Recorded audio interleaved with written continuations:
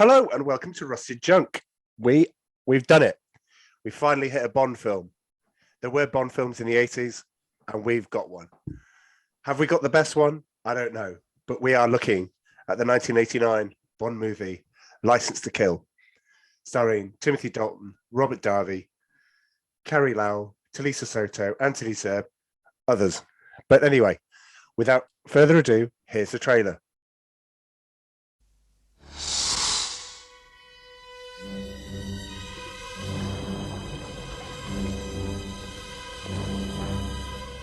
I want you to know this is nothing personal.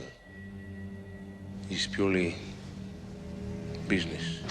Killing me won't stop anything, Sanchez. See you in hell! This private vendetta of yours could easily compromise Her Majesty's government. You're going after Sanchez, aren't you? Are you crazy? Make a sound, and you're dead. Your license to kill is revoked, effective immediately. In my business, you prepare for the unexpected. Problem solved. I'm more of a problem eliminator.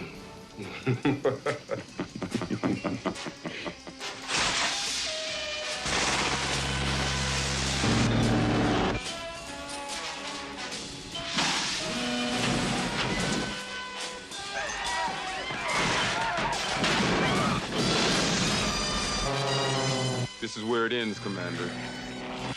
He's got to be stopped.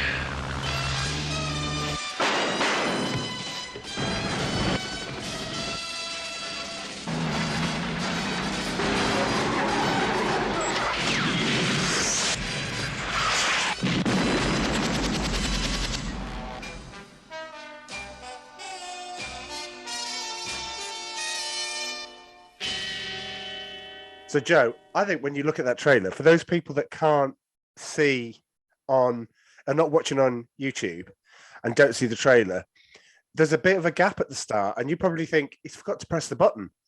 He's forgot to actually put the trailer in, and then suddenly it just appears.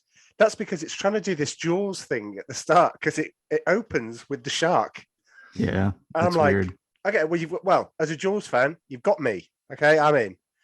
If there's a shark in there, even one with freaking laser beams on the head, I don't mind. But there's a shark in it.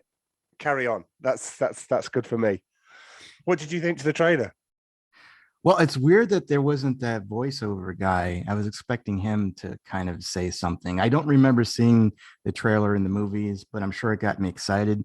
The one thing that got me excited, and we'll probably address this as we're going through the movie, is the music. It was John Barry, classic John Barry. I think it could have been from Goldfinger, and it just really set a really good tone for the film. Even though, the visuals weren't the greatest, it still is an awesome piece of music. It is, absolutely. But yeah, I guess we'll go. Other than that, it's probably some of what they always do with trailers. They try to get the best scenes into would you say it was a 60-second trailer? Yeah, just over. Yeah. If you count the shark, it's about 50. Okay. But we'll get to the shark. The shark has to make an appearance at some point in our musings. Interestingly about the music, I know we might probably get onto that, but it reminded me of Die Hard. There are times in it where you go dun dun, and you've got that. Oh, you mean the music in the movie? Yeah, yeah, I could see that, and maybe even a little Lethal Weapon a little bit. Yeah.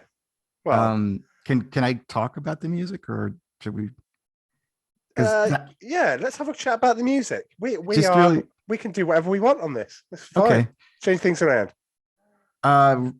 Really quick at the music, that was probably my least favorite part of the movie. Right. I really could not stand that music, especially the opening with the classic James Bond coming in with the barrel. It just, everything sounds out of tune, like the the trumpets, it just doesn't match. And I think it's probably the worst James Bond music for a film. John Barry had done the previous one with Living Daylights, Yeah. and it was a great soundtrack. This one it's just awful. Yeah. It takes, I think the music in Die Hard really does add to it. But if it works for Die Hard, it doesn't work. If you're trying to rip that off and trying to emulate it, it doesn't work here. You're right. There's times when it veers into like cheese. It veers into, yeah. Why are you doing that?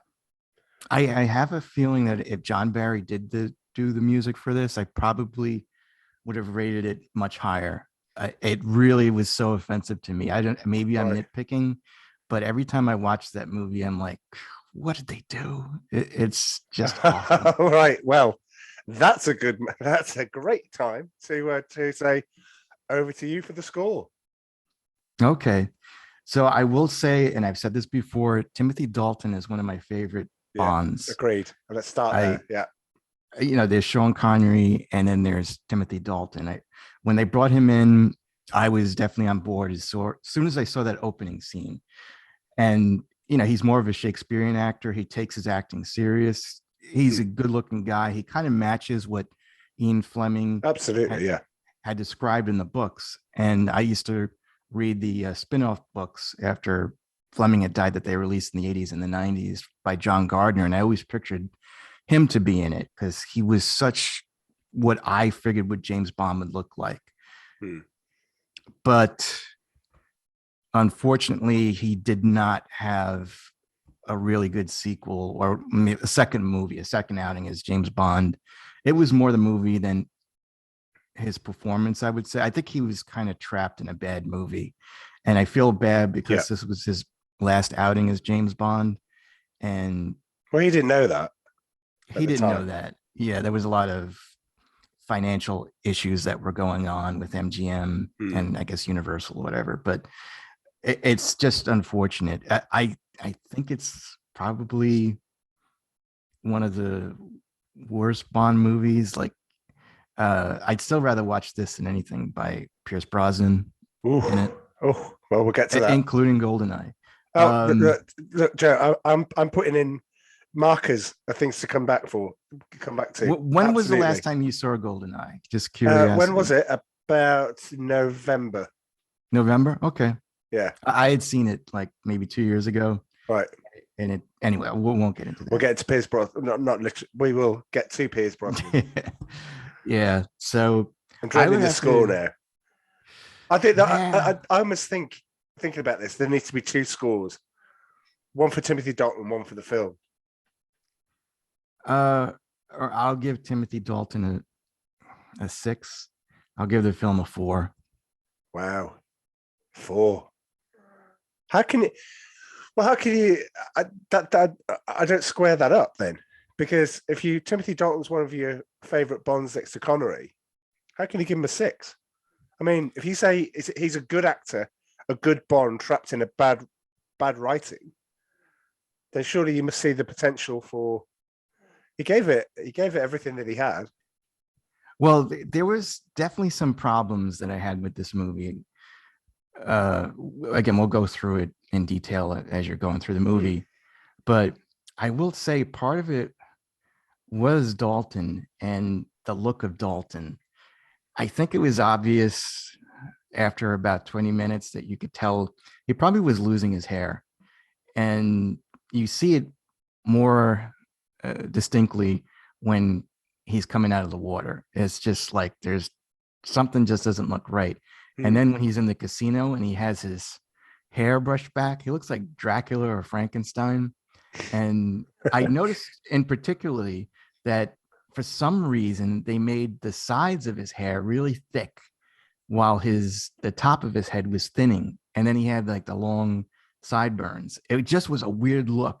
Like if they would have just cut everything a lot shorter, like the sides, like really, really short and lose the sideburns, I think he would have looked more normal. But by what they did, every time I watch that movie, it's like, who took care of his hair? And they might have even approached him and said, well, we were maybe you might consider wearing a wig, and he might have said, no, I refuse to do that.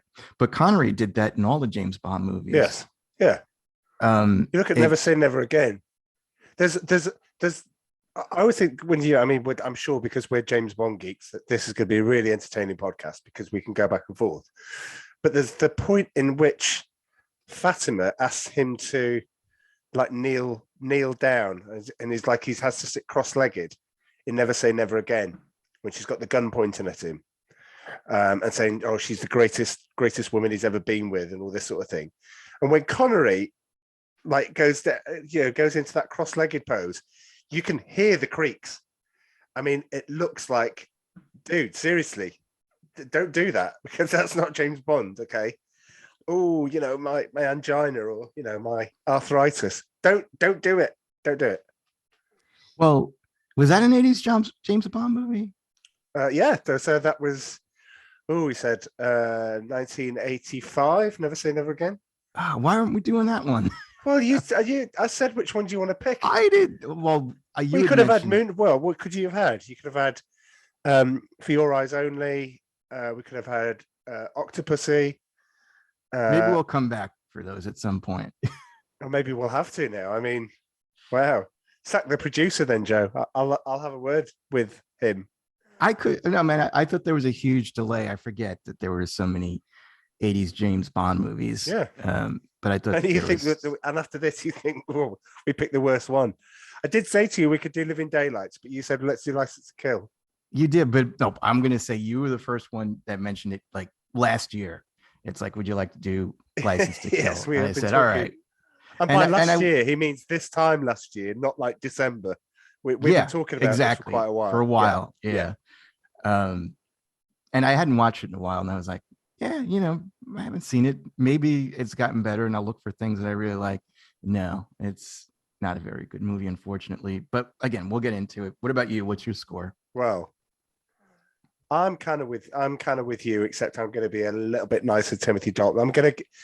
I can see how good he is. I can see I can see what he brings to the role, and which is why you're right. It is probably the closest James Bond to the writing. So I'm going to give him an 8, right, in this, because I think he's constrained in this film, and what he does do, he does his best with. It's not perfect by any means, but I think you've got to give him and recognize that he's doing a good job with a really bad hand. Film. Oh, why did we do this film? Because now I've got to tell you that I'm scoring it a 5. And that's really disappointing to me. Should we just stop now, Joe? Should we just not, in fact, I'll just put this bit out and then go, and we just said we were going to do, no, joking. We are going to do this because there's plenty to talk about in this. And there are certain things that I can't let go. And I'm sure we're going to have good fun with it. But yeah, 5 for the film. It's no Living Daylights. It's no Living Daylights. It's absolutely. That should have been on the marquee of the poster. Yeah, well, no one would have gone. You would have been like, all right, okay. Because I know there are a lot of people that think Living Daylights is a bit cheesy. You've got the milkman with the exploding milk bottles and things like that. You've got a lot. There is cheese in there, but there is a solid story in Living Daylights. There is, yeah. And also the riding of the cello down the snow mountain. Yeah. Oh, yeah. And the car, Joe. Chicks dig the car. That car was pretty cool, though. It certainly was. Right. Well, I think we got a lot to get into. It almost feels like roll call is going to get in the way, but we do have to do it. And I'm sure you've got maybe some favorites on here and maybe people that I haven't put down. I've got 1, 2, 3, 4, 5, 6, 7, 8. I've got 8. And then I just thought, otherwise we will be here for 2.5 hours. But you know what? I don't think that's a bad idea. I've listened to your podcast. So for those that don't know Joe, by the way, I always think he's automatic, that everybody knows who Joe is. He does the podcast Nerd Alert as part of WDWNT. And he's been on this. He's been on my show. I've been on his show. He is always welcome. We talk loads, and we probably are scheduling films for the following year for 2023. But from the as I say, he's always welcome on here. But yeah, thank you. Just thought just wanted to introduce you, but yeah, if it goes on for 2.5 hours, I've listened to some of your podcasts and they've gone for like over 2 hours, and they've been entertained all the way through. And I was just thinking, sometimes you just don't want something to stop. So let's see how we get on, because it is a Sunday. It's Mother's Day here in the UK. I'm doing the least Mother's Day thing that you could possibly do, recording a podcast about Bond. Anyway, right. No, I wish Amanda was on, but I understand, and I wouldn't want her to be tortured either. Can I tell you her score too? I mean, you would literally have got to that level. Was it two? Was it a two? I've not asked her. If I had to guess, I always get that wrong, and then I always find out she's a bit more generous than I thought. Let's say that she gives it a 3 then. So 3, a 4, and a 5. It's still in that sort of, which is strange, because Rotten Tomato scores put it quite highly. Just let me grab the Rotten Tomato scores, because we might be wrong in the sense that 76% critic score and 61% audience. Oh, well, part of that score too has to do with the fact that I think that a lot of the reviews are the ones that occurred when the film was released, if I'm correct. Right. And back then it did get a lot of praise. And the reason why it got a lot of praise is because it did something different, where it no longer was Bond versus Russian spies. It was Bond against drug dealers and cartels and all that. And people just thought, it's like, wow, something different. It's amazing. It's something that we've never seen before. Thank God the James Bond franchise has been reinvigorated with something completely different. But even back then, I just felt it didn't work. It's a bit darker. I remember seeing it at the cinema, and I came out and I loved it. You did when you saw it? Yeah, absolutely. So what was I, 17 when I saw it? And it was just like, yeah, I'm in. There's a ton of cringy stuff in this movie. There is, which I guess we'll go through. Oh, we will. Especially Carrie Lau ordering drinks. But anyway, we will get to that at some point. Right, here we go. Let's do roll call. Roll call. So we've got to start with Timothy Dalton. What have you got? He says. So the first thing I ever saw him in was The Rocketeer. Right. And I thought he was excellent in that. He was playing the bad guy. He was also in Flash Gordon. Yeah. And he was decent in that. I remember he played Rhett Butler in Scarlet, which was the sequel to Gone with the Wind. That's right. I didn't get that. Okay. It wasn't very good. I watched a little bit of it and I turned it off. Trying to think what else. Oh, he was in Hot Fuzz, right? He was. Much Hot better. Fuzz is great. Much better than the other Bond that was in that series of movies. Oh, who? Pierce Brosnan was in the next one. Yes, that's right. Yeah, definitely. Well, he started his acting chops on a film called Cromwell, where he didn't play Cromwell. He played the king. In between this Living Daylights and this film, he did a film called Hawks with Anthony Edwards, who played Goose in Top Gun, and the Doctor in ER. I do remember that fondly, and I did go back and watch the trailer, and I think that would still hold up. I think the two of them get on. That basically the story of it is that they're both terminally ill cancer patients at this hospital, and they're just going through, doing as much as they possibly can in the last days that they've got. And I know that doesn't sound like the basis for a good film, but my goodness, it's incredible.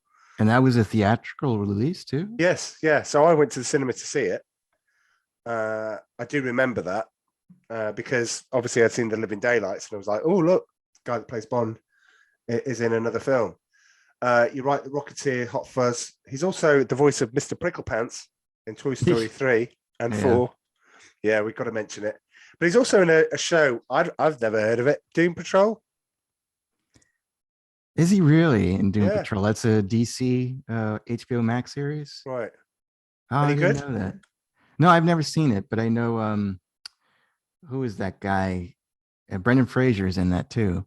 Okay, There's a lot of, I guess, like older celebrities in there. right. That makes me interested in seeing it. Actually, I didn't know Okay. he was in that. Who does he play in that? All I have is he's in something called Doom Patrol. Oh, okay. That's the whole sum of it. We could get into too much detail. I mean, I do when I get to areas where I want to concentrate on. I would, but let's move neatly on to Robert Davi, Sanchez. Okay, and most people will look at him and go, Goonies. Some people Yeah. will look at him and go, Agent Johnson from Die Hard. Agent Johnson, no relation. Mm, Some people, some geeky people like me, would look at him and go, Raw Deal. I don't remember him in that at all. Well, and equally, Joe, Predator 2. He was in Predator 2. Was He he a was the cop or captain. something? He was the captain. Hmm. He was also in Showgirls. Never seen that. Joe, you've got to see that at some point. Everyone in their life has to see Showgirls to know what a bad, good movie, a really bad, good movie looks like. He was the voice of Colonel Juan Cortez in one of the greatest video games of all time, Grand Theft Auto Vice City. And then I looked at what he's got coming up, and I'm like thinking, this guy's not stopping. He's going to be in he was in the Expendables 3, but he's going to be. Are you ready for a scoop? Because I didn't even know this was a thing. Approved, going to be made, The Goonies 2. I don't know if that's going to be made. Well, it says it's all been authorized on IMDb. It says, yep, green light. Goonies We'll 2. see. Why? Goonies, and I'm sorry, this is where I upset quite a lot of my audience, including Dom. The Goonies is so overrated. It's a fun movie. It's not fun. Well, for me, it is. Well, I guess you. Well, did you see it at the time and you didn't like it? I saw it on. I didn't go at the time. Did you see it in the 80s? No. Oh yes, yeah, I saw it in the 80s. Yeah. Okay. Well, then that's weird because usually, like when you're older and you look at something like that, it's like, yeah, I don't get it. But you love the 80s, and I'm just surprised that didn't do anything for you. I don't have an explanation as to why I don't like the Goonies. I just don't like the Goonies. No, it's okay. I get the truffle shuffle. I get all of that. Fine. Bit violent at the start for kids, but this was the 80s. But yeah. Well, anyway, anything from you, Robert Davi? No, I was gonna say he always reminded me of probably like a less attractive Steven Seagal. Like I could see the two of them playing brothers in a movie. Okay, there's firstly a height difference. Is there really? I know Seagal is a, really tall. Yeah, and then there's this an guy's accent. short. Accent, looks, height. What do you Apart mean from this, accent? Joe, you're absolutely spot on. I mean, Well, yeah, he didn't have could an be brothers. accent in Die Hard, right? It's what? He didn't have an accent in Die Hard. He didn't know. Yeah, I don't think that he has that accent that he has as Sanchez in the movies. It's embellished slightly, but it's still the same Robert Davi accent. Yeah. But yeah, no, I never that guy, I'll just say he was lucky because like when you look at him close up, he doesn't have the best complexion. I know it's like, I guess I'm kind of we're complexion shaming him, Joe. Yeah, I am. But no, back then I saw because he was like a Bond villain, and he must have had like some bad acne as a child, and he just didn't treat it well. And it's just like, yeah, but it made him stand out. It made him rugged. I guess so. Rugged. If you think that, I guess so. But that's my thoughts on him. I mean, he's always been like a supporting actor, and he's in the background. Yeah, take or leave him. Wow, he's still going. I saw a 2019 looking at supplementary things for this podcast, looking at him speaking about License to Kill, he's still got it. He was on the podcast. He was on Zoom. He was on a Zoom podcast that somebody was doing. He's brilliant. His time, his presence is still there. You just think, I like that. He has presence. Let's move on to Carrie Lau, who has none. Pretty much none. I remembered her. Okay, this is the sum of my knowledge. I remembered her from a film called The Guardian, starring Jenny Agutter, I believe, who was married to Michael Winner, who directed Death Wish, where it was like this babysitter that came in, or the housekeeper, Jenny Agutter, and Carrie Lau was the mum, and she was fighting it. It was good and evil and all that sort of thing. The other things that I've got: Sleepless in Seattle. Nope, me neither. Fierce Creatures, the sequel or unofficial sequel to A Fish Called Wanda, and apparently she's massive in something called Law and Order. Don't watch it. Assume it's massive in the States. It is. It's big in Right. the States. Right. I never seen it. Just not into that legal Okay. drama stuff. I kind of disagree a little bit with you. Ooh, First of all, I think she's very attractive. I think that she's got the looks for a Bond girl, where I'd rather see that than someone that I'm not attracted. If you're not enjoying the character, at least give me something good to look at. I know this is not politically correct, but that's it's a short hair Joe. Doesn't do anything. yeah. I liked her with the longer hair, which I think was a wig, and her shorter hair is her actual hair. But no, I like her hair short too.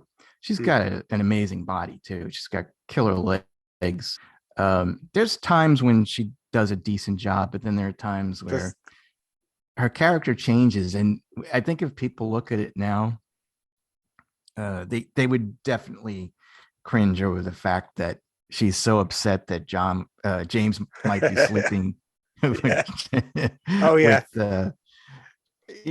And she cries and all that, and it's the sulking bit at the end. It's just like, yeah. They tried to make her as a strong, powerful woman, and by doing that, they kind of ruined the character for her. It would have been better if it was like, well, I don't care. It's like I could find anybody better, Well, I don't think she's a very good actress. Well, she was married to Richard Gere for a long time. I just looked. Oh, I missed that.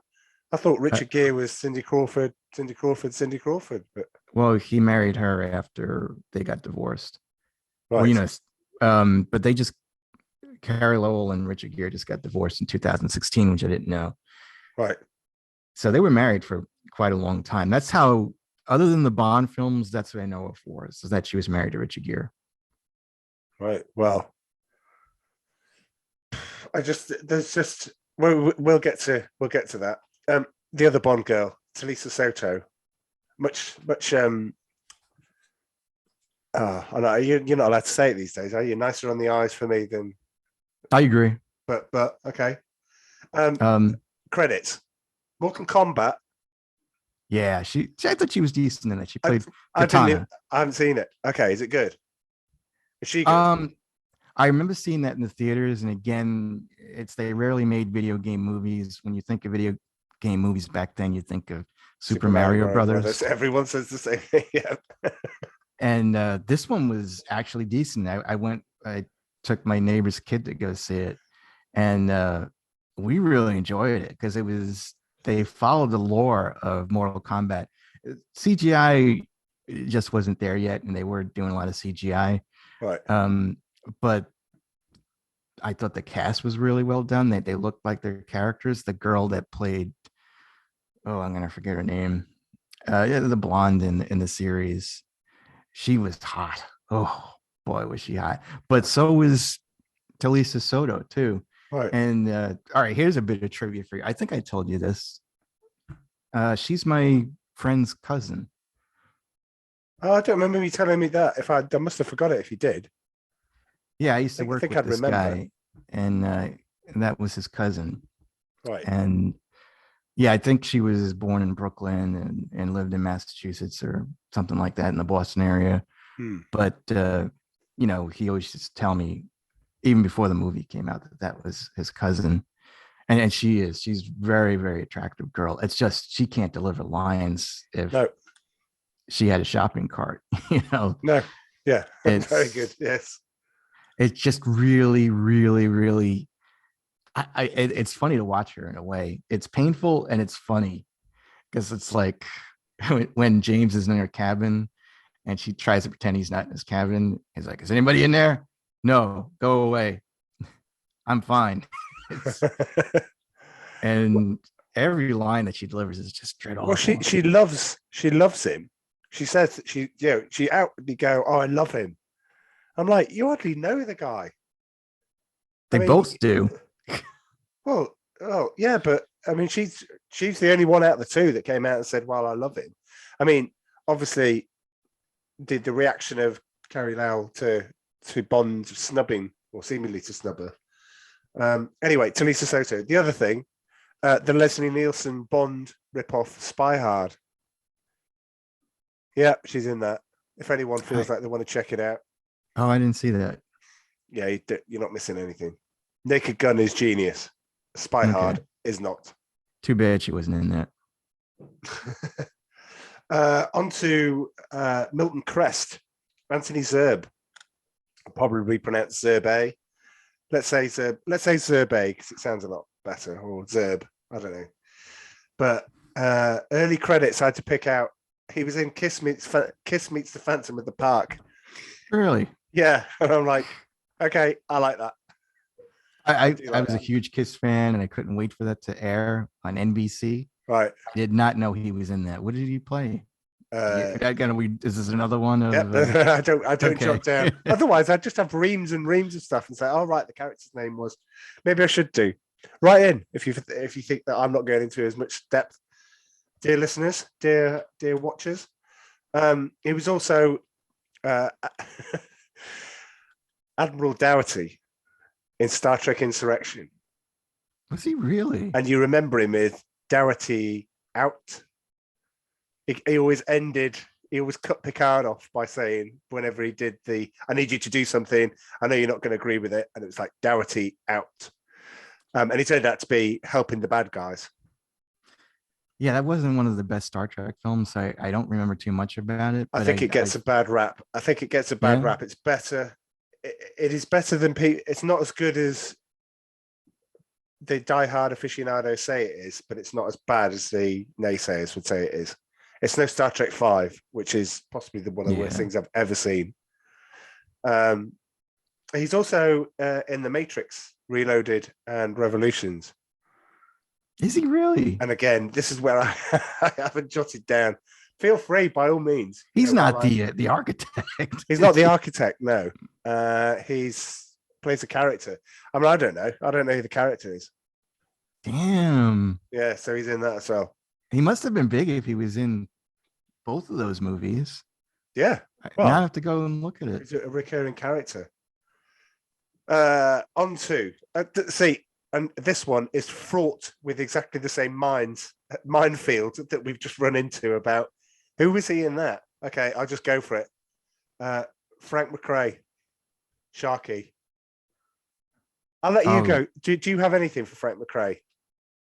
I have no idea. Rocky 2. I know your follow-up question. I don't know who he played, but he's in Rocky 2. Yeah, no, I don't know. Okay. Who played. He's also in National Lampoon's Vacation.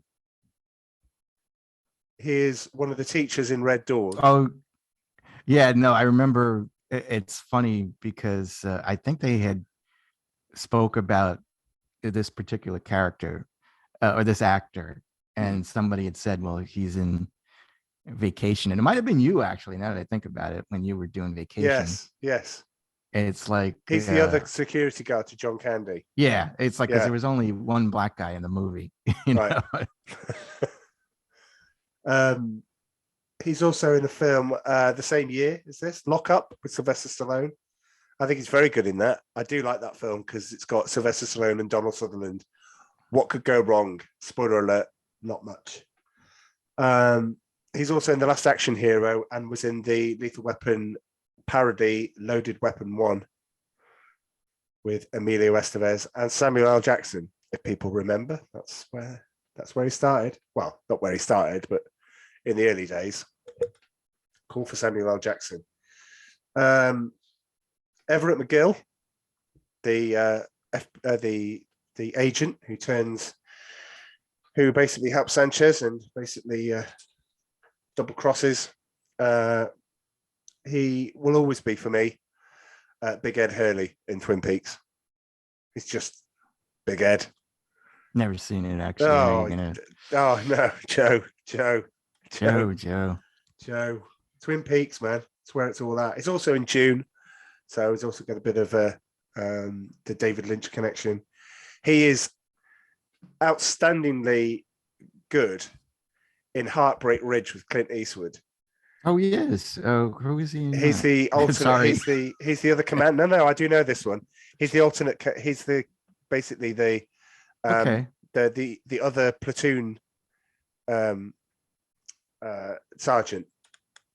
Drill so you've sergeant. got Gunny Highway, Gunnery, yeah, and then you've got him, and it's great because they reach and they have a battle with their platoon, and it looks like a dead heat. And they said, "Well, how are you going to?" Everett McGill goes, "How are we going to resolve this, Colonel?" And it's just like basically, yeah, you're going to have a fight, and they do.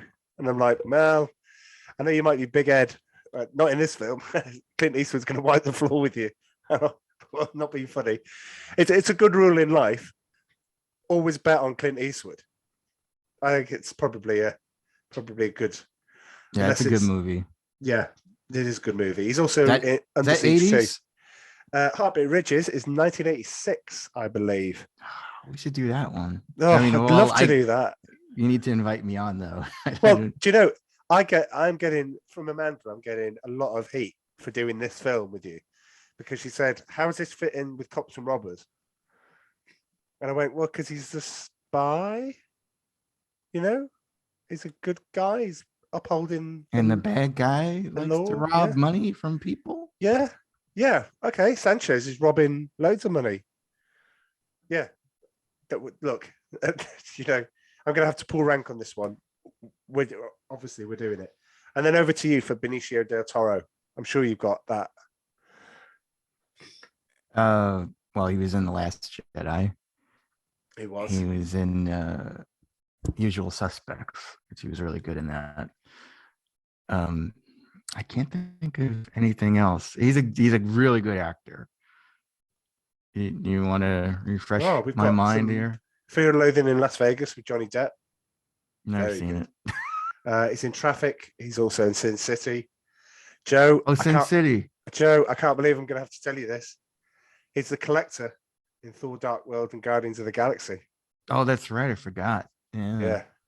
But he's so different now than what he was back then. Yeah. Yeah, absolutely. And don't forget, he's Frankie Four Fingers in Snatch. That's right. Okay. Yeah, he was in Snatch. So he's the guy at the start doing the robbery at the start. Very good. Snatch is just wonderful. What a film. Bricktop. Bricktop is probably one of my favorite top 20 film characters, I think, of all time. There you go. That's a bold statement to make. Yeah, and I like Snatch a lot. That's a great movie. It's very good. You got anything else on roll call? Because as Whitney Houston says, I have nothing. The other one is just Wayne Newton. He was very big. Oh, of course. Yes, sorry. Wayne Newton. Yes. In the United States, he was big in the 50s. He was kind of like a crooner with a very high voice. Dankeschön. Yeah, well, right behind you. Yes, of course. About that. Yep. And then eventually he went on to the Las Vegas Strip, and he was trying to compete with Elvis Presley at that point. But I think he's still in Las Vegas doing shows. Yes, he is. Yeah. He's a weird guy. I would love to go. I'd love to see my attention got drawn to the fact that obviously sang Ferris, and when I saw the person and put it to the voice, it didn't match up for me. And I'm like, this can't be that guy that sang Dankeschön on the float on Ferris Bueller.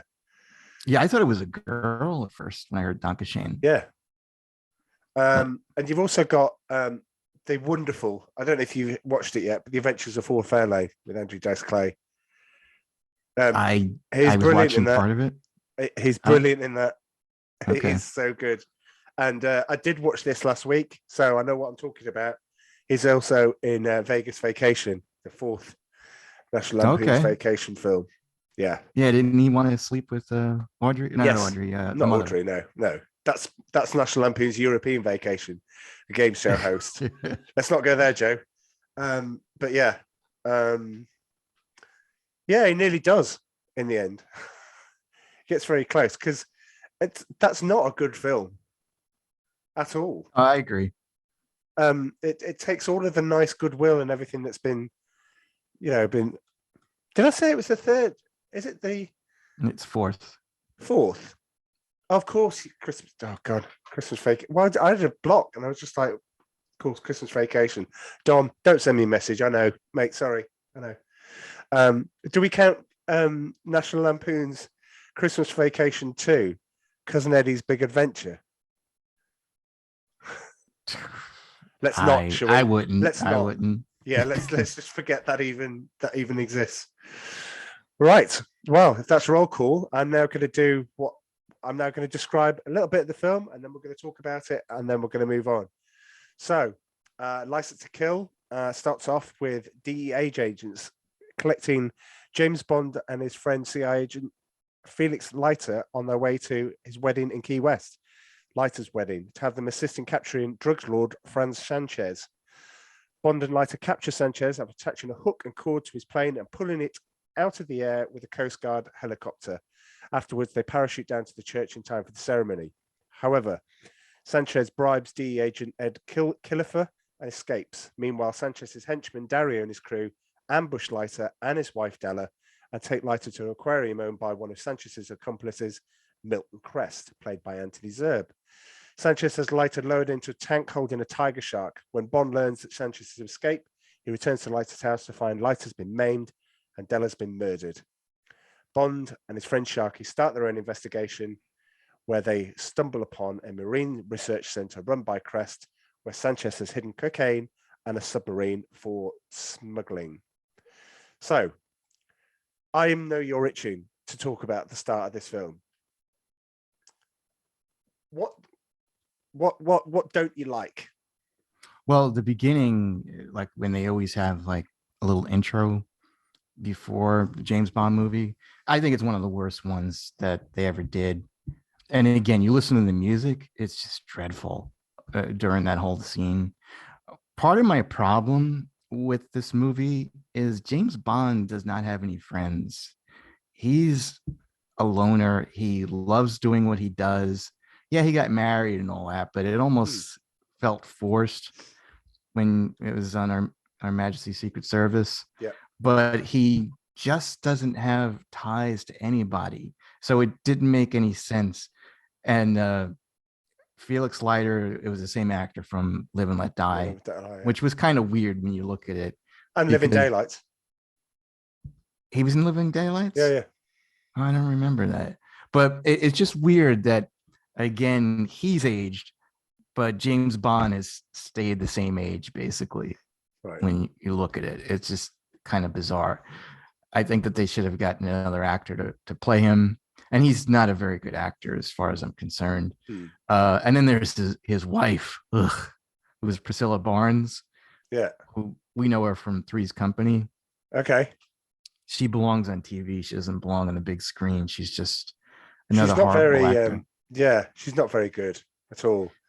She No. spends most of her time on screen trying to get off with James Bond on her wedding day. Yeah, I found that amusing. Yeah. Because it was very obvious. I mean, she's grabbing both cheeks and she's giving him a full-on kiss. And I'm like, if I saw that at my wedding, I'd be like, things would be kicking off. Yeah, and where's Felix? Well, I guess he's dealing with what's her name? The girl, yeah. But yeah, it's just really weird. And they give him that lighter and she says, "We love you." It's no. James Bond does not have any kind of family ties or friend ties whatsoever. It just doesn't work. Well, he That's must not know the people. character. We've talked about this before. Yeah. He does have Felix Leiter is a friend to him. But if you remember, was it Skyfall? He ends up in Shanghai. He ends up in that hotel room whereby he's got his one of his good mates, one of the agents who ends up filming in his room. Trying to set him up, and they're behind the glass. They're hiding in the wardrobe, and they're filming. Try to set him up with a girl of ill repute that goes to his hotel room. But they're having a chat like they've known each other for years.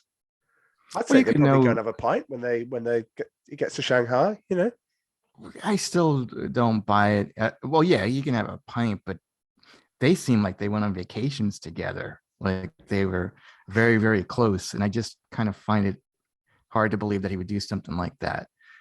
He's more about his work. And when he's not working, he's gambling and having sex. That's his life, and drinking martinis. It's not like, what are you doing, James? You want to come over and watch a movie?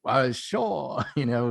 That's not James Bond. That's not the James Bond impressions. That somehow came out as a Southern accent. Sure. Oh, right down. I do declare. What I had the problem with is the helicopter. They basically go, Sanchez is here. And he goes, oh, it's my wedding day. He goes, no, he's here. He's left the confines of Isthmus Island, which is where he was, because his girlfriend, Talisa Soto, because his girlfriend's cheating on him with somebody else. I mean, how she got out without him knowing. But anyway, the plane lands. They go, and James goes, oh, if you're going, I'm going with you. And he goes, okay, but strictly as an observer. And I'm thinking, you've got England's greatest secret agent here. License to kill, can hit a fly's, eyelash at 2 miles, right? Why would you go, oh, just an observer, don't interfere. You're like, what? Just like, it's bizarre. We're lucky we've got James with us. Jump aboard, my friend. I don't get that.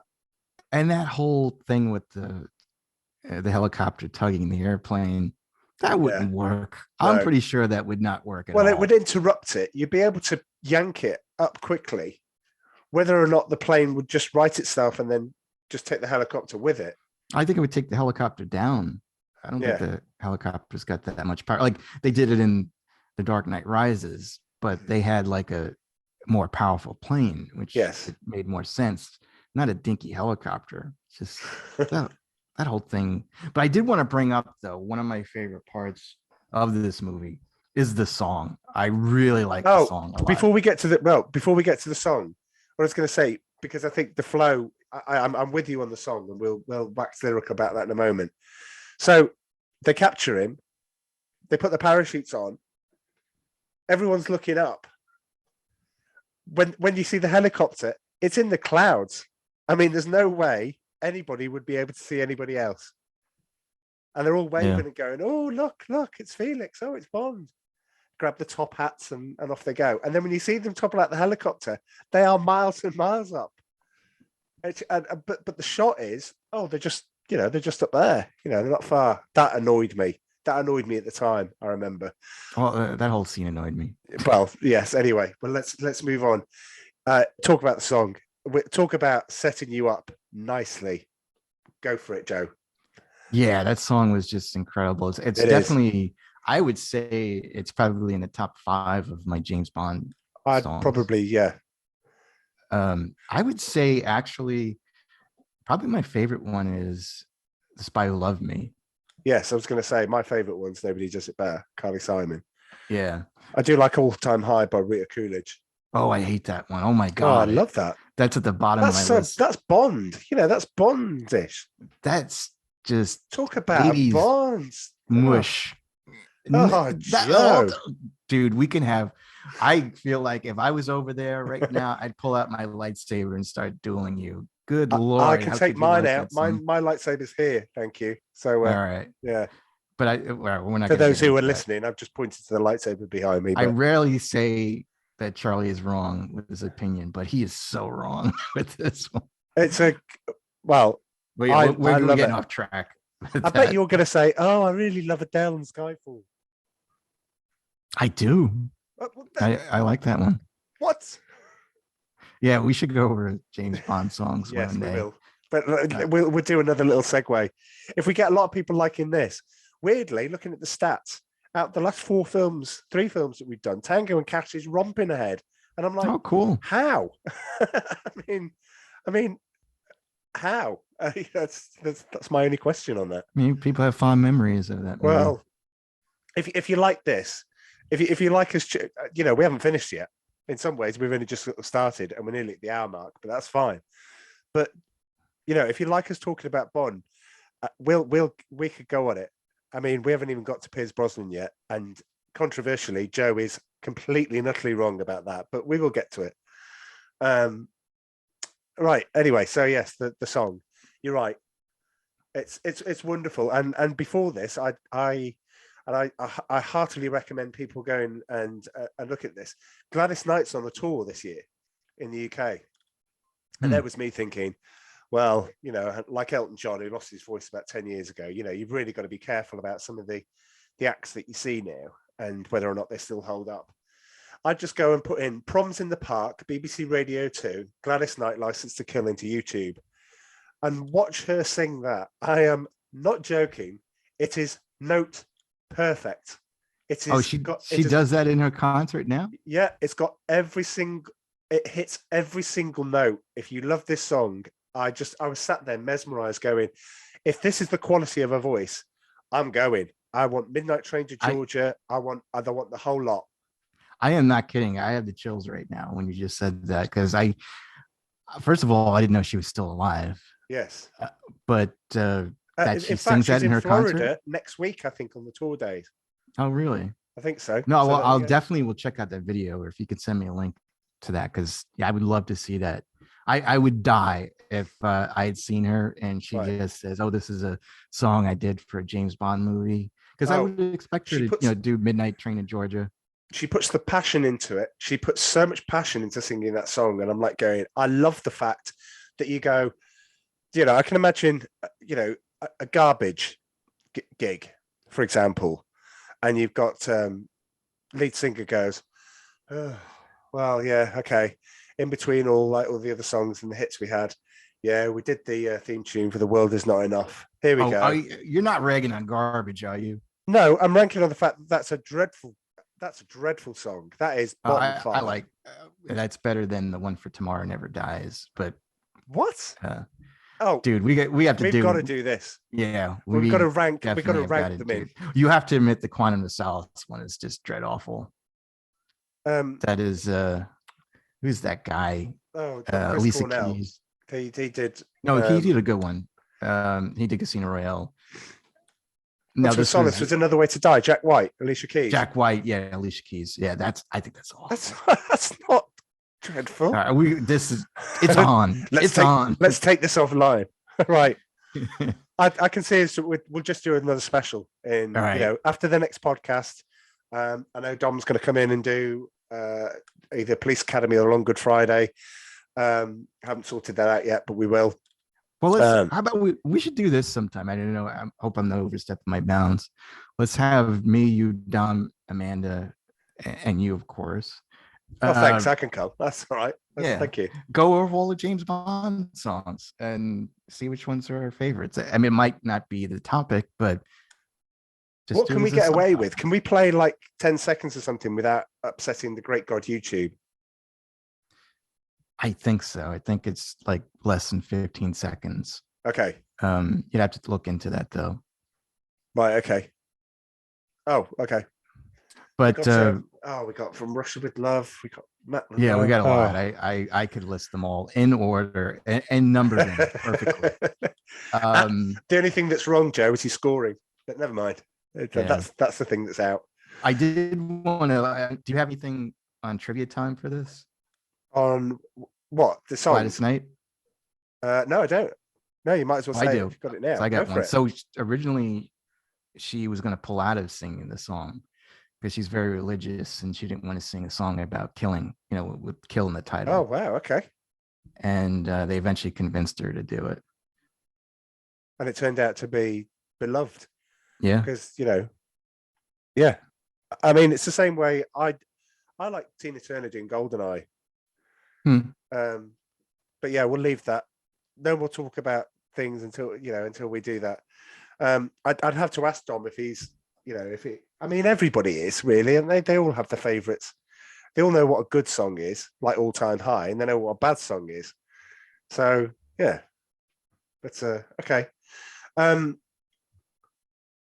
So first part of this, we've got obviously the going back to the film. Yeah, I forgot we've got a film to do.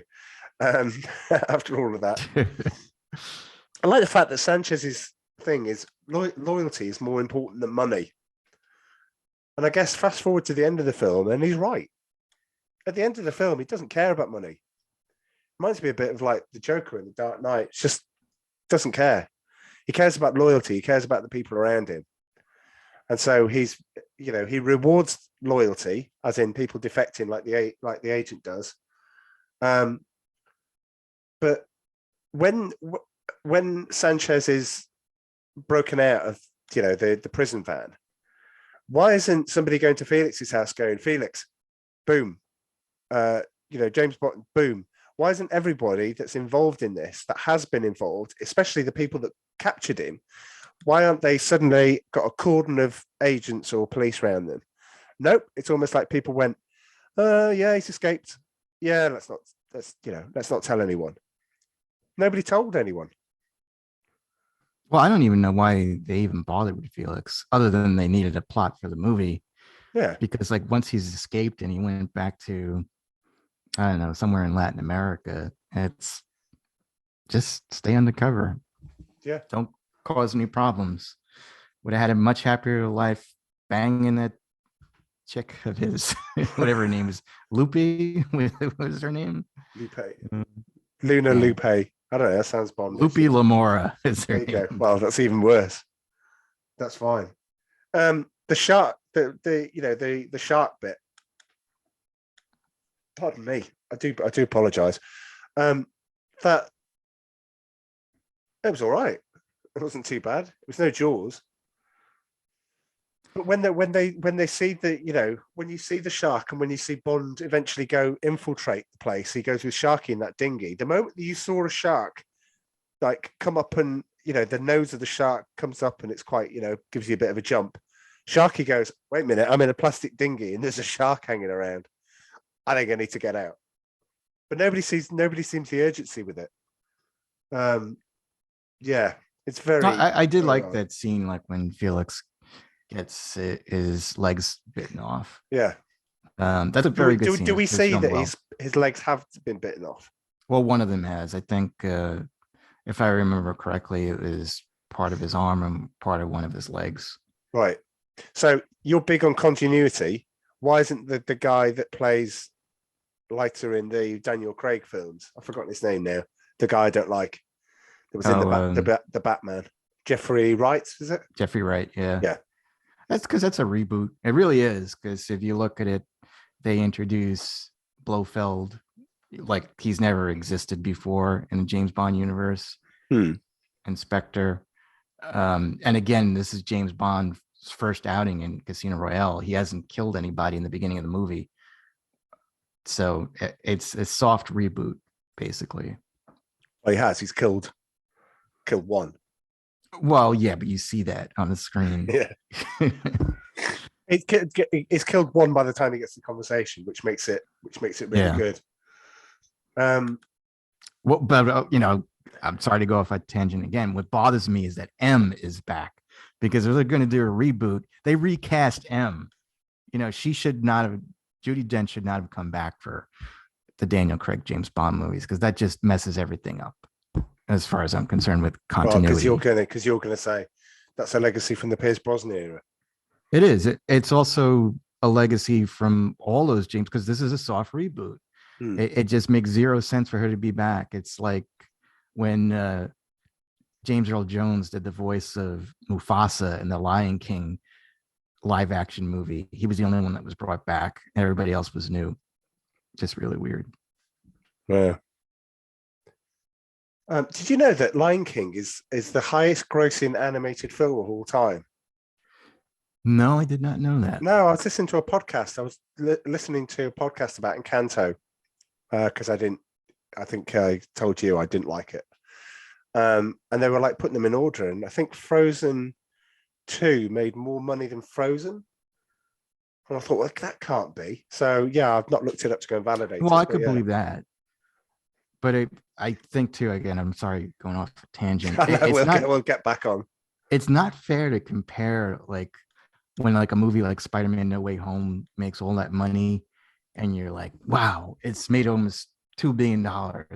It did so much better than the original Star Wars A New Hope. It's like, that's not fair though. It's like more people had seen that movie, Star Wars A New Hope. It's, you have to adjust for inflation. Yeah. But people just look at dollar signs and they're like, that's how they view things. Well, look at Jaws. You wouldn't have summer blockbusters if it wasn't for Jaws. Oh yeah. Oh yeah.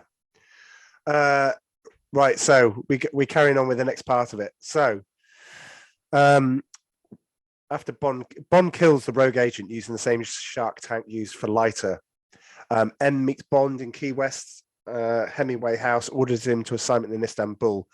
Bond resigns, and M suspends Bond instead and revokes his license to kill, meaning Bond becomes a rogue agent, although he later receives some unauthorized assistance from Q.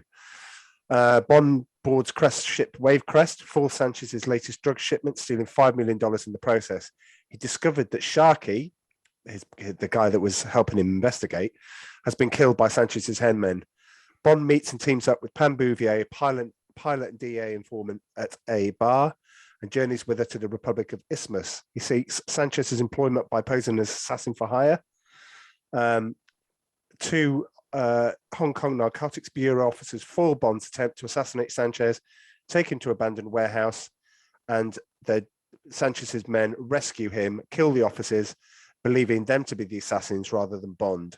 Later, with the aid of Bouvier, Q, and Sanchez's girlfriend, Lupe Lamora, Bond frames Crest by planting the $5 million in the Wavecrest. Sanchez shuts Crest into a decompression chamber, cuts the oxygen cord, causing Crest to explosively decompress, meaning Bond is now admitted into the inner circle. Yeah, if you're going to go and infiltrate it, then that's the way to do it. I like the fact that he just goes there and goes, oh yeah, I'm a British agent. Because he knows that he can look that up and see that he's gone rogue. But surely if he can look that up, he'll know why he's gone rogue. Yeah. They'll go, oh, wait a minute, I need to put 2 and 2 together. Out of all those things that you said, I think most of it didn't work. Right. Especially when he's escaping, using the barefoot water skis. Yeah. Which aren't barefoot, but yeah. Yeah. Yeah.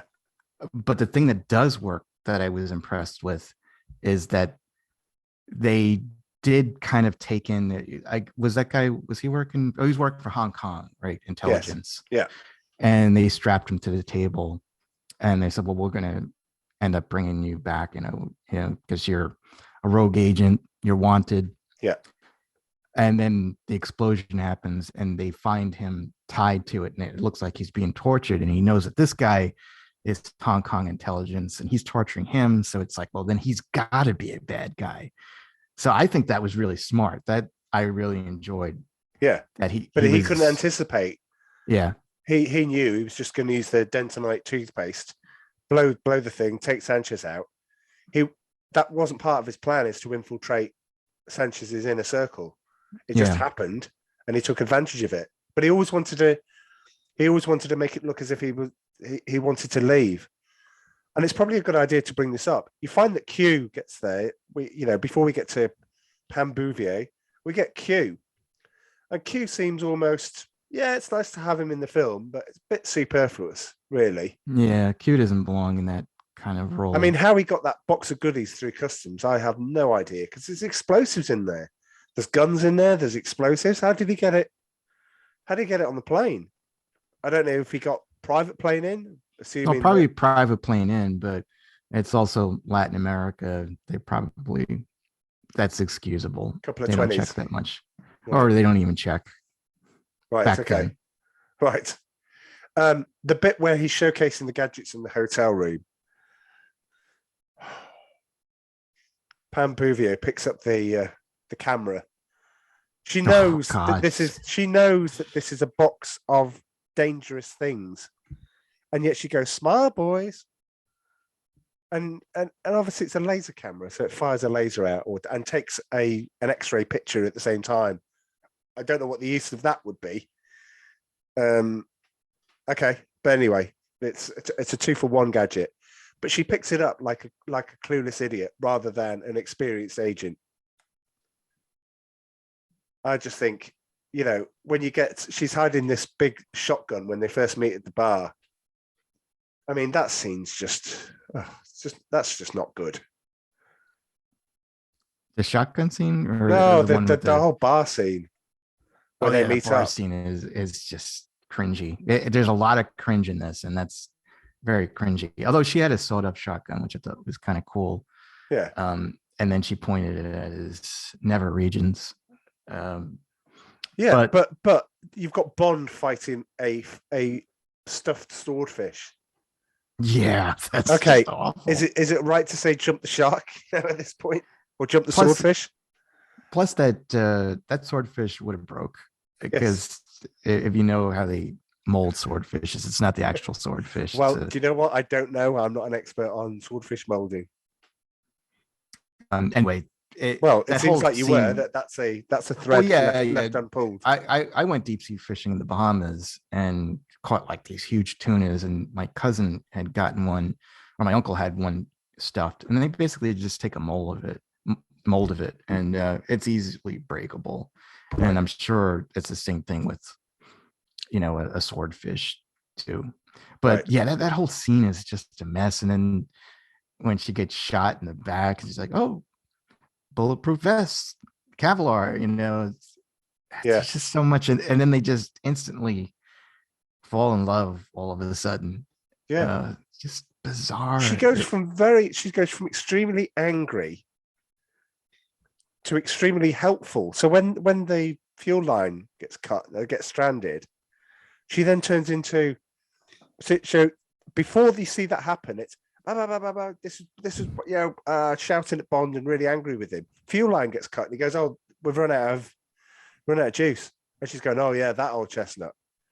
And then she's like all over him. And I'm like, well, that was quick. I mean, this is in the realms of, it doesn't make sense. Ease into it by all means, but don't go from literally one scene to the next when she changes completely. Yeah, it's weird. Yeah, absolutely. Dalton does look good in a tux, though. He does, but he didn't look good in this movie. Like when he's got his hair slicked back, like I said, like Frankenstein, it just doesn't look right. Oh, but can we point out one thing, that at the very least, he is concerned about, Bond is concerned that this is his thing to do, and if he needs help in order to get to a certain place, like you need to be my executive secretary, and she does that, and he's going, and every time he's almost like gives her a bit of money to say, "Thanks very much, you've got me to Christmas." No, I'll be your secretary. Okay, fine. At the end of that, go. Here's some money. Q, you need to go. How many times you told Q to go? And you're kind of that's true. But you are going to need a bit of help on this, unless you feel like you can do it yourself, because you've now been through. Your plans changed now. Your assassination attempt has failed. You're going to need some creative minds on you. I'd say Q is pretty creative. That's his reason for being. Yeah, creative. He still doesn't belong there. It's just, I don't know how old he was back then, but good Lord, he shouldn't have been in the field at all. I remember, I don't 100% remember, but I was a big fan of the John Gardner books that were James Bond books, that were novels that were written in the 80s and 90s. Right. And I think he wrote a book called License Revoked. And it's... I think I've got that in trivia time. Oh, I'm sorry. No, go for it. We can. But, and if I recall correctly, I think I enjoyed that more. I think the book was better. It's just that there's some good scenes in this, but then you got to see, like, there's too many chefs that spoil the broth, right? Basically, and that's what's going on here. Somebody, I think, has got an idea and wants to put it in the movie, and it just doesn't belong. And Hmm. if they would have gone more serious, I think it would have been a better movie. But there's so many cringe scenes in this movie. There's more of them than good scenes in this movie. Oh, the harbour pilot. Yeah. My goodness. What were you thinking, writers? What were you thinking? She literally takes this over and then goes to deliberately crash it. And says, there you go. All they need is a plot point for Bond to be able to get on board and stash the money and frame Milton Crest. That's all.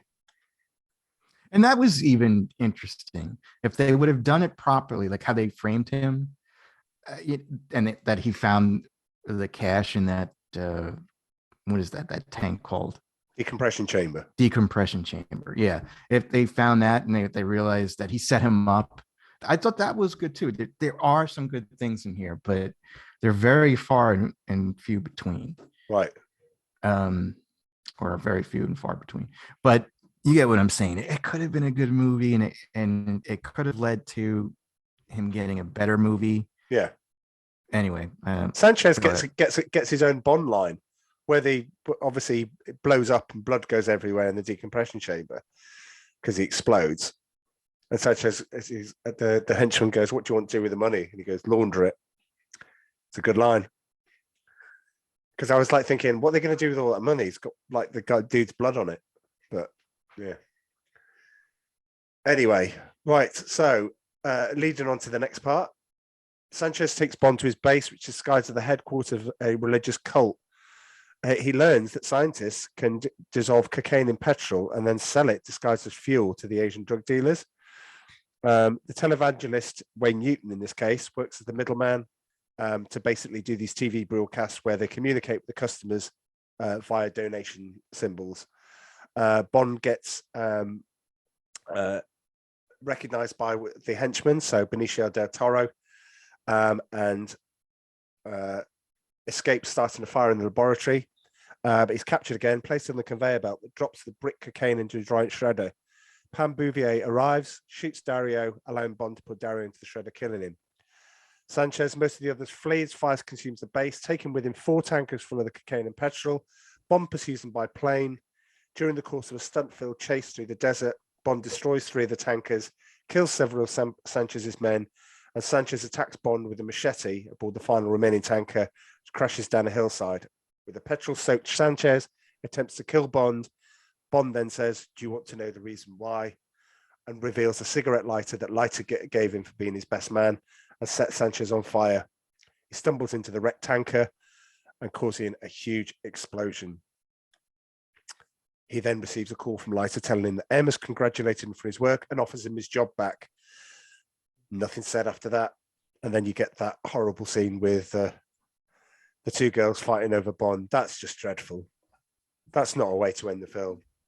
It's nice that he jumped. It's nice that he jumped into the swimming pool, but Wayne Newton's criminally underused in this bit. He really is. Bless your heart. You know. Well, yeah. he's great. He is great. My problem with Wayne Newton in this movie, though, is that he looks too much like Wayne Newton. I think that they should have maybe given him gray hair. Joe. Well, yeah, because it's almost like if Elvis did a movie and he showed up in his jumpsuit. That's kind of what I. Sorry, have you seen Elvis's movies? He plays one. I have seen Elvis. Yeah, but I'm just saying, like an older Elvis shows up in his jumpsuit, like with the studs and everything. And, is this cheeseburger fried Mars bar Elvis? Yeah, that one. Right. If he shows up as a James Bond villain, that's what they did with Wayne Newton. I'm just saying, like Wayne Newton, they could have. Wayne Newton's not a Bond villain. He was kind of in he this, was a henchman. He was a guy caught up in, caught up. But in all still, of this. I'm just saying that he should have shaved his mustache. He should have given him like gray highlights or something like that. He was too much like the character. And this might be in trivia time too. I know he wanted to be in a James Bond movie, and that's why they put him in there, because he begged to be in it. Right. I don't. He was okay. Are you familiar over there with the whole saga of Jim and Tammy Faye Baker? Yes, yeah. So obviously the televangelist we had. Just for the record, because my mum was big into all the religious stuff. She took us to things like that. For instance, when Billy Graham came over here. And yeah, Billy Graham used to stand in the middle of football stadiums and people used to go and watch him. I didn't really think much of it, to be honest. I was kind of like getting off religion at that age. But yeah, I we know about televangelists. We've got, recently I watched the film Leap of Faith with Steve Martin, which is all about that. Yeah, it's a good film. And it is an extremely good film. Criminally underrated. Yeah. But yeah, so I'm familiar with the disgraced pastor. There's always that famous meme where there's just I've forgotten his name. I don't think it is the Lynn Bakers, but it's another one, and he's just crying. Jimmy Robertson? Swaggart. No, Jimmy Robertson? Swaggart. I think it was Jimmy Swaggart. Okay. I have sinned. Yeah, I've sinned, but I'm rich. Thanks. I have sinned. Oh, when they say special effects laden, I did like the tanker going up on one. I did like that, despite the fact that it's completely improbable. You've got the missile going underneath, boom. The poor lorry driver that's standing next to that would be incinerated, but obviously he isn't. In that sense, no, it's too cheesy. At the end, I was kind of like, yeah, this isn't up to the usual sort of standard. It's not interesting watching James Bond drive an 18-wheeler, no matter what he does with it. We could have a separate the stunts of James Bond discussion. Yeah, it's not the start of Quantum of Solace. This definitely isn't the start of Quantum of Solace. And if you've got good sound on your TV, the start of Quantum of Solace, where he's going through the tunnel, is incredible. It is, but it just made me dizzy because I don't want to go off on a tangent too, but that movie with the shaky cam was just too much. I just wish they would have filmed it differently. Right. Okay. But I'm allowed to say I like Quantum of Solace, by the way. Good for you.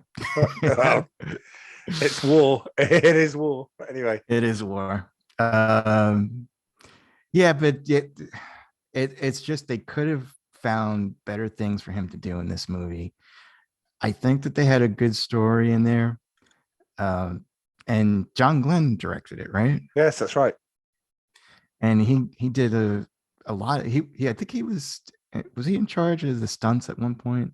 Yes. Yeah. And then they promoted him to direct some of the movies. I forget. Did he do Spy Who Loved Me? Maybe. I believe he did. It's one of the things I usually do, the director, and I didn't in this case. No, I'm sorry, but he did a lot of James Bond movies. But I was surprised when I saw his name pop up because I forgot that he had done the movie. And really quick, I got to reverse really quick. So I love the song "License to Kill," but that whole montage is just dreadful. It's like it was so badly done. What do you mean montage? Well, like when they sing the song, after like the stinger in the beginning, and then the song comes on, and then all like the naked ladies running around. That part where naked ladies running around is always fun, but just the colors and the stuff that they used in that little thing, it just looked so horribly done. No. It wasn't as bad as the song at the end, though, Joe. Oh, well, here we go again. That song is great. Are you Patti LaBelle? Oh, that's a great song. What song was it? Because it was. If you ask me to. Right. So didn't do much when it first got released, but Celine Dion took it to the stratosphere, apparently. Yeah. That's a good song. It's just not very well done.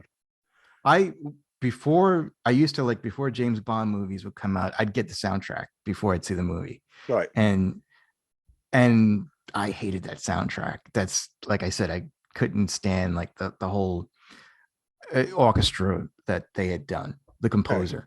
But License to Kill was great, and so was If You Asked Me To by Patti LaBelle. I thought that was really, really good. Oh, it's a very weak way to end the film. But it actually was considered to be the opening song, and I'm glad it wasn't, because it doesn't Oh, deserve to be an no. opening. It's not an official James Bond song, I would say. You should have But opened with License to Kill, which you did, and closed with License to Kill. well, Oh, I agree with that. I still like the song. I think okay. Celine Dion helped. Okay. Well, I'm sure we'll get into other areas when we talk about trivia time, because I'm sure you've got some things as well.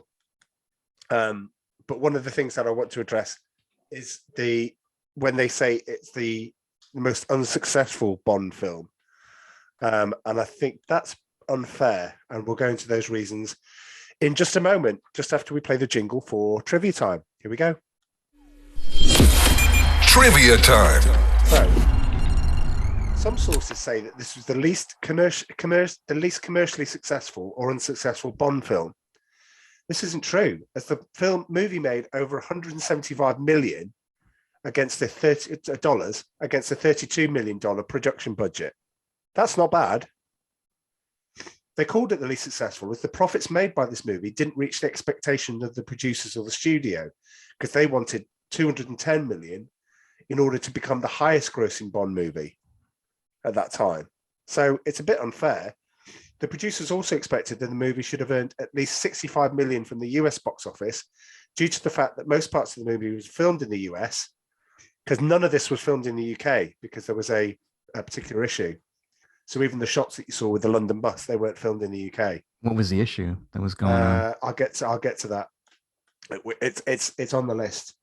But this didn't happen due to what it was up against in the US box office in 1989. Joe, tell me what it was up against. Oh, in 89. Well, I know Batman. Yeah. I forget. I know 89 was a very big year. Well, you've got four sequels. Oh, is Back to the Future one of them? No. Oh, actually, Back to the Future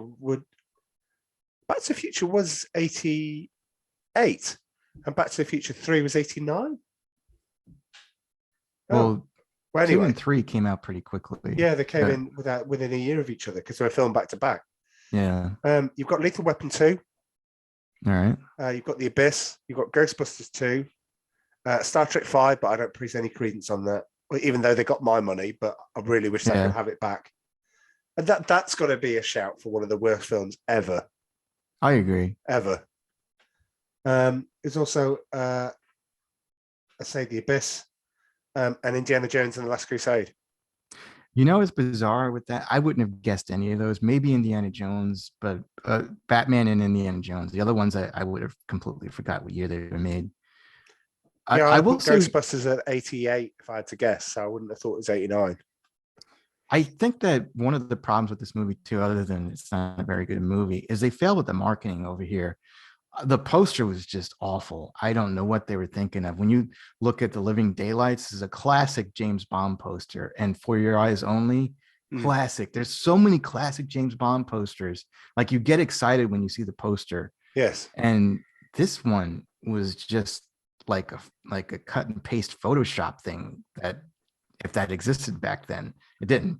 But it just was a mess. And I don't understand.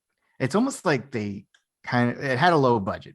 I think it was like one of the lowest budgets that they had in a long time for a Bond movie. It was 32 million. And they mentioned that in the film, at one point. But it's just like, it seemed like they cut corners. And I hate to say it, I think that they cut corners on marketing, because I think it would have been more successful if you did have two very attractive girls in this movie, regardless of what you think of one of them. They should have been front and center on the poster, probably him in the middle, draped on. There are posters, like one grabbing his this. leg. Yeah. But not over here, though. I'm just saying, if they wanted it to be successful over here, it not like was The Living Daylights. The poster, I think you're probably referring to the poster of Living Daylights. If it was marketed that way. Yeah, and that's the poster we got, with she's in the nightgown or the negligee. Yeah, I don't understand. Anyway, I think that was part of the problem. Sorry. No, that's all right. I'm just thinking of all of these spin-off specials we're going to have from this, like Bond Girls. Are we allowed to do that? Are we allowed to? We'd probably be banned, I would think, if we rated the Bond girls, of which Sophie Marceau in Never the Say world Never. the world is not enough. Oh no, I was thinking. Whoa, Joe, that takes some beating. Yeah, sorry. Anyway, right. But its world is not enough. I'm sorry. Oh well, we haven't got to Pierce Brosnan. In fact, before we get to Pierce Brosnan, because this isn't in trivia time, but we still need to mention it. What's the least commercially successful Bond film? Do you want to have a guess? At first, I would probably say this one, but it's probably Die Another Day. It's The Man with the Golden Gun. Real, I love that. Well, I was a huge fan of that one. and people did love it. It's just the least. It's the least commercially successful of a lot of commercially successful films. That doesn't mean that it's not good. It just means that it's a bottom of a very, eclectic part. But you're right. Why isn't Die Another Day? That. Die Another Day might be the worst Bond film. Might be. Yeah. Who knows? Anyway, right. Okay. So we're going to pause trivia time at this point. What's your beef with Pierce Brosnan? Oh, he's just awful. I mean, he can't act. What? He's a good-looking guy. He's got the look. Oscar winner Pierce Brosnan. He won an Oscar? I'm sure he did. No, he didn't. No, I say that flippantly, but I'm sure he did. No, there's no way in hell they would get him near an Oscar. He's a pretty boy, basically. Like to me, he was always Remington Steele. And I know before James Bond, Roger Moore was the saint, but Roger Moore was able to get into that character. I never bought Pierce Brosnan as James Bond. He can't deliver lines. He can. It's like a fan being cast as a James Bond character, but they have zero acting experience. That's unfair. I think he was given everything on a golden plate because of his looks. That guy does not deserve to be in any movie. TV series, yeah. I'd seen maybe an episode or two of Remington Steele, and that was fun. What came first, Moonlighting or Remington Steele? Remington Steele. It came first, really? Yeah, I believe so, yeah. All right, so Moonlighting is supposed to 85. Yeah, so I guess Moonlighting ripped that off a little bit. But yeah, and his voice is too weak too.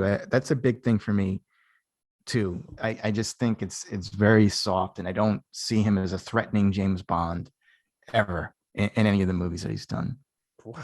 Well, I don't.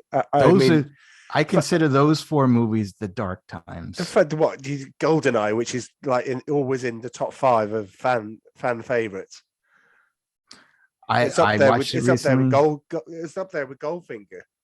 I mean, I would say it was his best outing, but he really went downhill. I like Tomorrow Never Dies. I think the start of Tomorrow Never Dies. God, are we going to rank the starts of film? Oh, this could be a whole. Shall I just create another? I'll just create another podcast, shall I, Joe? So we can deal with all the spin-offs. Yeah, let's do a James Bond spin-off. I'll do a Rusted Junk. Yeah, we'll do a Bond. I don't know how that'll go down with the other co-owner, but I will float the idea.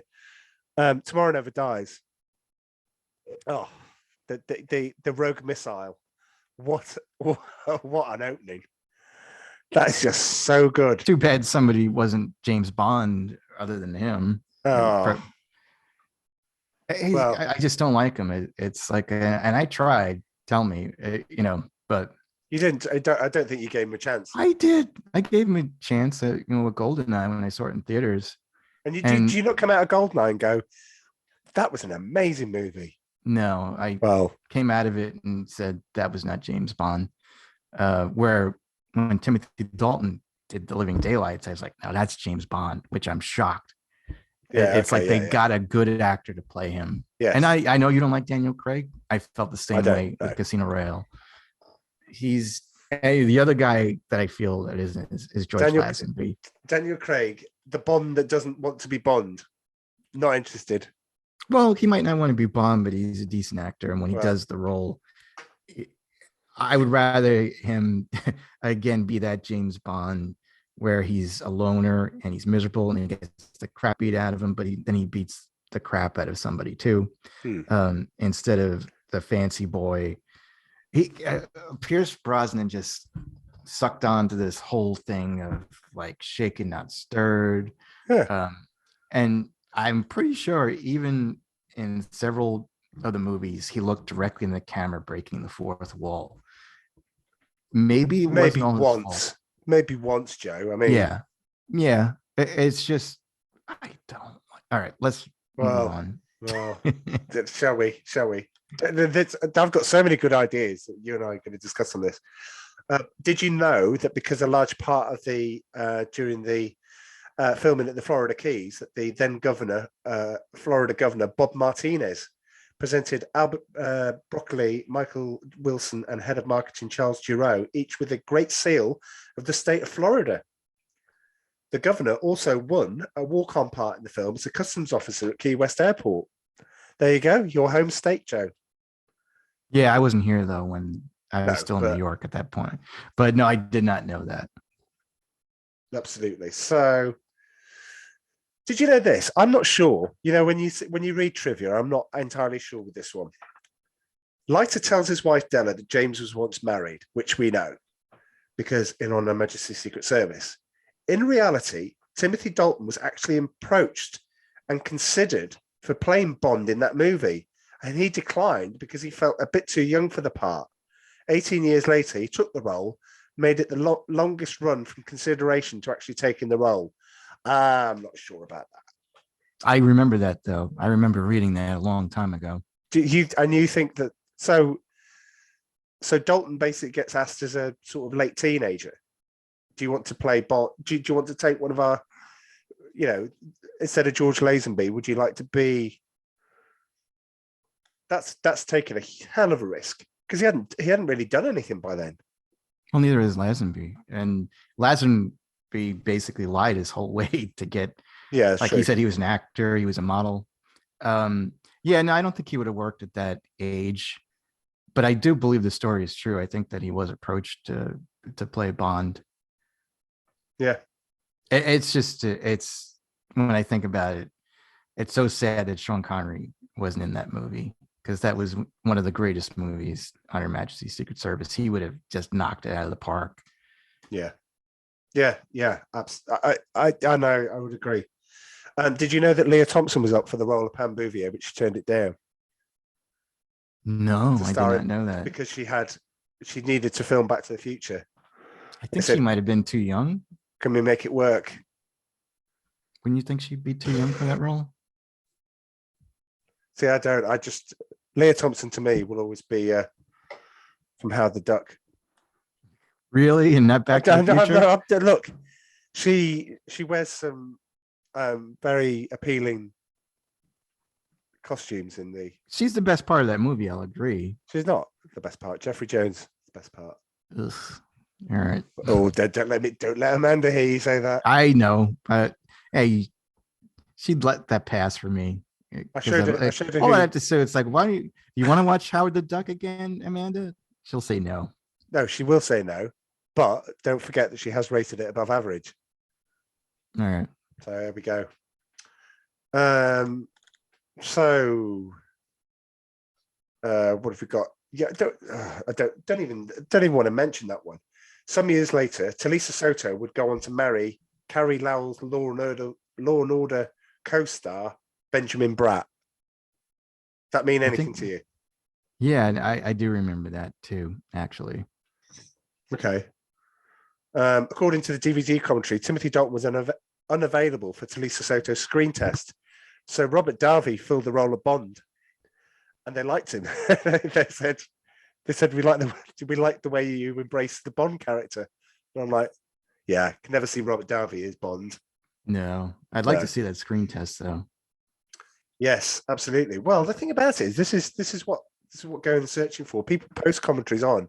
They don't always post the extras from things. I love extras. I mean, I do buy digital, like hard digital media when I can, rather than just rely upon the extras that are there. Because sometimes you capture it. I remember one of my favorite extras was the whole Back to the Future ride was an extra on the Back to the Future re-release. especially in 4K as well. They released the footage that they used for the Back to the Future ride, which is still, apart from Jaws, one of my favorite rides ever. Yeah, it's really sad they got rid of that ride. Oh, it's just so good. It's so good. So in 1985, the Film Act was passed, removing what was called the ED levy, resulting in foreign artists being taxed more heavily. The associated rising costs to Eon Productions, who made this film, meant no part of the movie was filmed in the UK, and it was the first Bond movie not to do so. Pinewood Studios, which was used in every single previous Bond film up to that point, housed only the post-production and sound re-recording. That was it.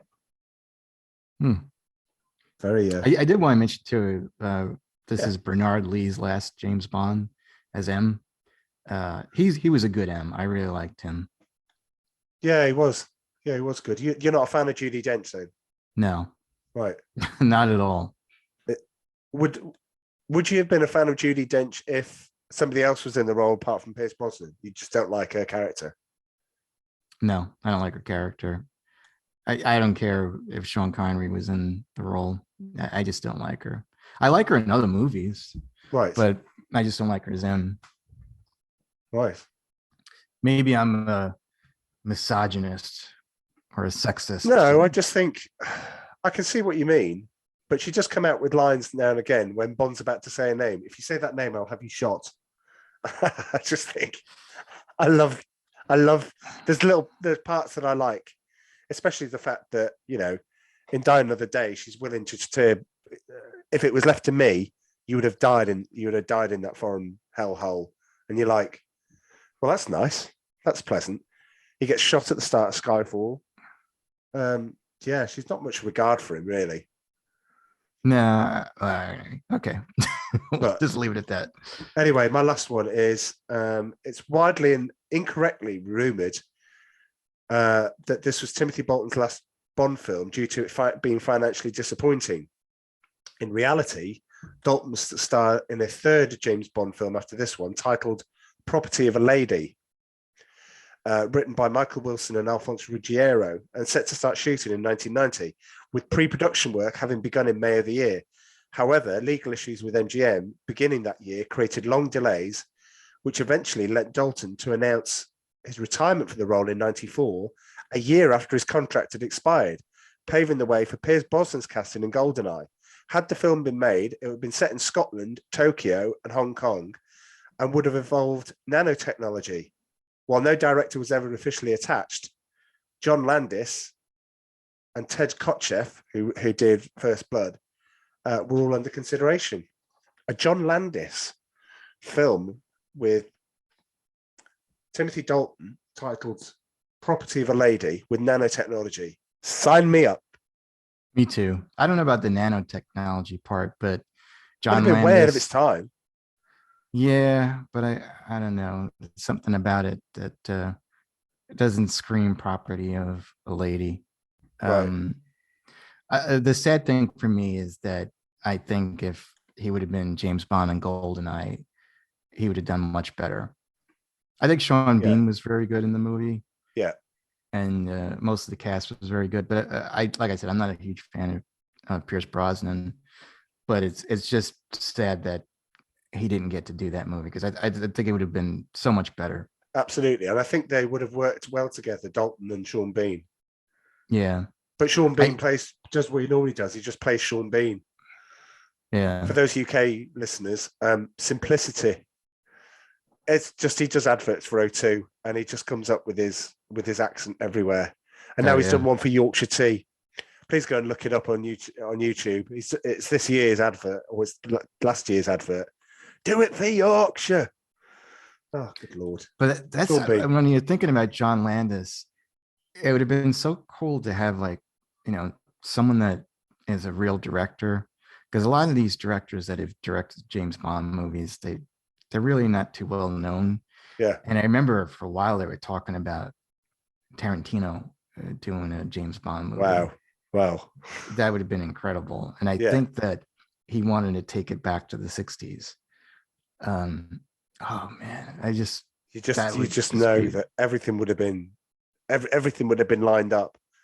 There's no way that he would take that on if he didn't know that he knew he could knock it out the park. Yeah, and I'd love to see like a Christopher Nolan tackle a James Yeah, Bond yeah. movie. Yeah. It just somebody that's a really good director, like Martin Scorsese. Yeah. It's just, yeah, that's when I heard John Landis, I was like, damn, we could have got such good directors. I think they kind of cut corners on that. But it was all ready to roll. I mean, it was all Yeah. it was all going on, and then they just messed him around. So I think we could possibly say that is it right to say that Timothy Dalton is the Bond, probably the Bond we deserved, but wasn't just never allowed to reach his full potential? Yes, that's a very true statement. Yeah, makes me want to go and see the Living Day. I did watch the start of Living Daylights yesterday, just because I wanted. I was flitting around. I couldn't settle on anything, so I just went all over the place. And the start of Living Daylights. I mean, you've no Spectre in this film. You've got Smersh. Smersh. And you're like, it's almost like you've taken away the Bond stuff and just given him the story. He's probably hindered by the end of the Cold War. You know, it's all coming to a sort of end, and there's new threats. Well, Smersh was in From Russia with Love. So of course, Robert Shaw. Yeah. That it definitely was around. It's not as popular as Spectre was, but I had that VHS, The Living Daylights. I wore it out. That opening scene, I just would watch that over and over and over again. Yeah, because I thought it was such a well done scene. Yes, and the music, it was John Barry, but there was techno involved in that. Yeah, you've got like a bit of a type direction in it. The type of music that they would play, which is why I think it goes in seamlessly into the type of song. You know, it's fun. And I didn't read this. I was going to try to research just before the podcast, but apparently John Barry retired after The Living Daylights, and he didn't want to do another James Bond movie because he had like a big argument with Aha. Really? I got to look into that. I don't know if that's true or not. I'm sure that will come up on some of our many spin-offs, Joe, that we'll have planned. How do you want to do? I'm kind of like thinking, I want to steal from your podcast. I want to do Bond song movie madness, and like pull out songs and they go up against each other. Oh, that'd be great. Well, I don't know. Well, yeah, we could do. I don't know. I have to have a think about it. That's a good idea, actually. Right. Okay. Well, it's your idea. I've just nicked it. It's fine. I've now downloaded your podcast. I'll be listening to it. I'll be getting to the final now. If you haven't, I mean, as I said, I mentioned Joe's podcast at the start. The people that Jack and Federer, they're on it, and there's other people that come in and out. Me being one of them now and again. It's just wonderful, and they're doing this March movie madness where they take Marvel films against each other. I didn't catch the first bit. I assume Federer's drawing them out of a hat. Or whatever. No, it's me, and I'm like putting it in front of the camera. Right. Okay. And then you've got these I think the last one that I heard, you had Civil War up against Infinity War, and I think that's where I'm up to on the last one. So Infinity War has to win on that one. Yeah, it's although a fun. I see Jack didn't pick it. Yeah, I forget what he picked. I don't pay attention to him. Jack, but no, I love you. Yeah, no, but it is fun. We definitely had a lot of fun doing that. Yeah, definitely. So I would say definitely go and check it out. Well, we did it. We did it in what 1:45, 1 hour 45. That's not bad. No, that's not bad. Only because we parked a lot of the stuff in, kicked the can down the road, as they say, into other podcasts. So yeah, I don't mind doing that. That's fine. Perfect. Right, yep. I shall have to go and work on the editing now so that we get it out for our lovely listeners. The next, do you know what? I'd like you to write in. Go and look for Rusted Junk Podcast. We've suddenly increased. We got this message from Amazon Music and said, you're now on our podcast list. And suddenly it's gone boom. I was like, okay. That's cool. Thanks, Amazon Music. It's very kind of you. But yeah, find us at Rusted Jump Podcast on Facebook. The Twitter and the Instagram need some work. I don't even know if you get an alert. So just focus on Facebook. We are going to do a lot more when we can figure out how to schedule things. So that would be a learning curve. Joe, do you want to tell everybody where you can find this podcast that I've been waxing lyrical about for the last 5 minutes? Yeah, it's called WDWNT Nerd Alert, which is short for WDW News Today. And it's on Spotify, iTunes, and iHeartRadio, and probably some other ones, and a lot of streaming services. And we basically talk mostly about Marvel and Star Wars, since they're Disney properties. It's a Disney owned company. But we also bring up DC and James Bond every now and then. We like to talk about nerdy stuff that we all enjoy and the listeners enjoy. And it's fun. I think we have a good cast, and we rarely agree with stuff. We like to argue. We love to debate. And that's about it. And if you want, you can email me at joe@wdwnt.com if you have any questions or anything. That's about it. He's available for parties. We have to get another podcast in. We have to get another podcast Bar mitzvahs. Bar mitzvahs. Bar mitzvahs parties. I was about to say children's parties, but that just seemed weird. So I'll just leave it as parties and bar mitzvahs. That's fine. I was going to say quinceañeras. That's kind of like a children's party, but the what? Sorry, say that again. Quinceañera. You know what that is? It's like a drawing a blank. In a Hispanic heritage, when a girl is 15 years old, she has a quinceañera, which is basically like a bar mitzvah for her, coming out as a woman. I don't know. I thought I'm quite culturally aware, but I didn't know that one. They still hit pinata. They still hit pinatas in it, or they do. Yeah, oh, it might be Mexican, but I don't know. Oh, look at you now. You don't even know. Yeah, I really don't. But I know right, quinceañera. I'd always get a kick out of it. Yeah. Oh, we did so well. We got all the way. We went through the thorny issue of Bond girls and how do we describe them. And Joe upsets our Spanish and Mexican community right at the end. I don't think I think I apologize. It could be Mexican. Again, not 100% sure. I'll look it up. We'll look it up, and we'll make sure that we correct our knowledge accordingly.